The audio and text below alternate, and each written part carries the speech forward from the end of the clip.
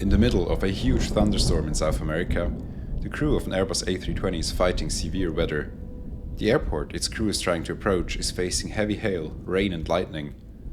Also, the flight is running out of fuel and fast. Will the pilots be able to solve this unusual situation, and will they make it to the ground safely? Find out with me today as we take a close look at what brought the plane into this dire situation. Welcome to Airspace.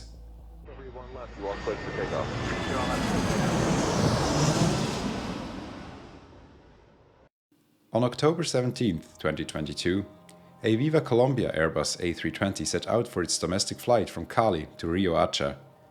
The short hop with the call sign VivaColombia A332 provided a beautiful view of the Colombian countryside and would take just about an hour and 40 minutes. During the first part of the trip, the flight was entirely uneventful.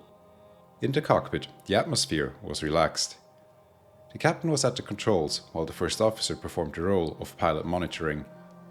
He assisted the captain where he could, handling the radio and keeping the captain updated about the weather of airports along the flight path. Weather forecasts had indicated good weather all the way along the route, with just some scattered thunderstorms later towards evening, well beyond the estimated time of arrival of this flight. Shortly before reaching the planned top of descent, the first officer obtained the latest weather report of Riohacha and the airports in the surrounding region to get a good picture of the prevailing weather at the destination. The report indicated excellent weather at Riohacha, but unfavorable conditions at the other Colombian airports near the Caribbean coast. All three airports of Cartagena, Barranquilla and Santa Marta reported developing or active thunderstorms. Unperturbed by this, the crew started their descent towards Riohacha since they believed that they had a good chance that the area of bad weather had not yet reached their destination.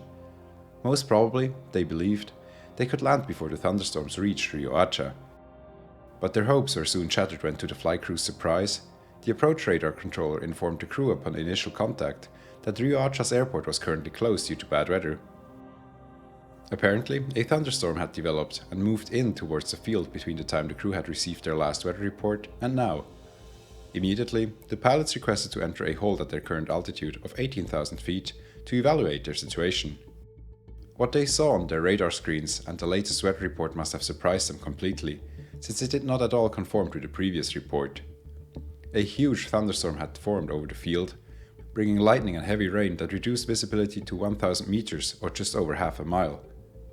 A quick glance at the fuel indications and predictions of the flight management system indicated that the crew could hold for 22 minutes before they would have to divert to their alternate airport, which was situated in Medellin, about an hour's worth of flight time further southwest. To evaluate their options, the pilots ordered the weather reports of several airports in Colombia, providing the following picture. Riohacha, their destination, showed thunderstorms with rain and bad visibility. The closest airport of Santa Marta indicated just a bit of drizzle, while the airports of Barranquilla and Cartagena indicated deteriorating weather with developing thunderstorms. Additionally, the crew received multiple messages from their company that suggested a diversion to Santa Marta. After careful consideration, the captain decided not to comply with this suggestion, since Santa Marta offers only a pretty short and narrow runway with a length of just 1,700 meters or 5,600 feet. For an Airbus A320, that runway length is very limiting. Additionally, the flight crew had good reason to believe that the weather at Santa Marta was just as bad as it was in the rest of the region. Eventually, the crew observed that the thunderstorm they were observing at Riohacha was moving in towards their position. 2 minutes before reaching the minimum required fuel for a diversion to Medellin, the crew took the decision to divert there, since all airports on the Caribbean coast seemed to have the same terrible weather. Medellin's weather report indicated that just a light northerly wind was blowing across the field and that there were showers in the vicinity of the airfield. Also, some towering cumulus clouds were observed. Most importantly though, the weather report concluded with the designation "no sig", which is shorthand for no significant changes expected in the next 2 hours. The crew therefore had ample reason to believe that they would encounter weather that was good enough to approach and land at Medellin. When the flight crew arrived in the greater Medellin area about 50 minutes later, mighty thunderstorm clouds in its path made the crew a bit uneasy about the weather. On initial contact, the approach controller indicated nothing out of the ordinary, and so the crew continued their approach. In the meantime, unbeknownst to the crew, the controller handling the southern part of the approach had already warned aircraft that rain had started to fall, that the runway was wet, and due to the weather, a somewhat challenging circling approach to runway 19er had to be flown. In a circling approach, pilots will approach the airport using some sort of guidance, like an instrument landing system, but will then break off from this approach, fly a downwind leg, and then approach the runway from the opposite side. This is usually done at airports that only feature one approach direction. This too was the case at Medellin. A circling approach is challenging to fly, even in good weather conditions. But at this point, the crew didn't even know that this complication was upon them. The only thing that they received at this time was a short message from their company, indicating that lightning had been observed at Medellin. The airline industry is constantly improving its controls and safeguards, and thankfully, their modern problems are less about safety and more so about money. The airline industry on the whole has lost $220 billion in just 18 months. But our sponsor, Masterworks, knows that the airline industry doesn't operate in a vacuum. Its losses are part of a larger $36 trillion lost last year in the stock market and people's portfolios. Now, a stunning survey reveals that more than half of Americans making six figures are currently living paycheck to paycheck. But major institutions like Goldman Sachs are also pouring hundreds of millions into low correlation assets that can still go up, even when stocks flatline. That's why I think Masterworks is incredible, because they give you access to the same assets without needing millions. See, Masterworks is an art investing platform, and I was amazed at how easy they make it to invest in paintings from legends like Banksy and Picasso. But what I really like is that Masterworks has already delivered real results, paying out over $28 million to users like you to date. That's 11 exits so far, with every single one returning a profit to their users. Masterworks has done so well, they had to make a waitlist, as paintings can sell out in minutes. But I'm giving you guys priority access right now to skip it, just click the link below. Now, let's get back to the story. Only when the Northern controller handed them off to approach control south, were the pilots informed that the weather had deteriorated and that they would have to hold before they were allowed to approach the field. At this point, the pilots must have been really on edge. They were unable to accept any delaying actions, since they were already pretty close to the minimum required fuel for their approach. This was very unfortunate for the crew. Any further delay would have required them to start consuming their so-called final reserve fuel. This final reserve is a quantity of fuel that every flight has to carry. It corresponds to a quantity sufficient to fly for 30 minutes in a holding pattern at 1500 feet above an alternate airport, in this case Medellin. This final reserve should never be touched, it is reserved for unexpected emergencies. When a flight is down to its final reserve, the crew has to declare Mayday fuel and land as soon as possible.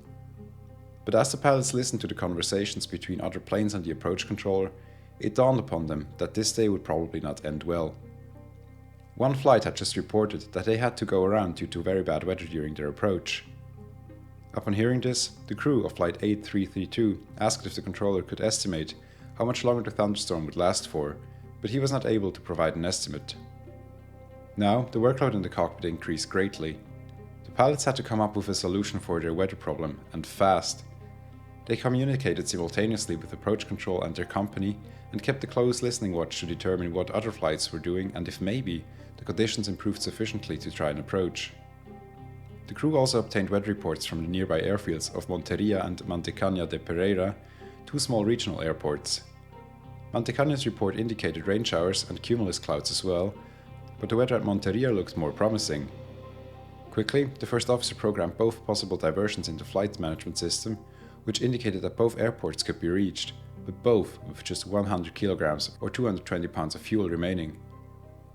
For an airliner the size of an Airbus A320, that equates to running on fumes or arriving at the gas station with your tank showing empty since 20 miles. Do you know that feeling? As if to nudge the crew towards this diversion, another plane on the ground in Medellin reported that it had just shut down its engines at the holding point at the runway, since heavy hail had started to fall. One would think that this would have been the last straw for the crew, making them divert without delay.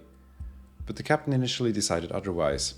Despite hearing this warning, he requested to land at Medellin immediately, declaring minimum fuel, a phrase that indicates that any delay would result in the start of the consumption of the final reserve fuel.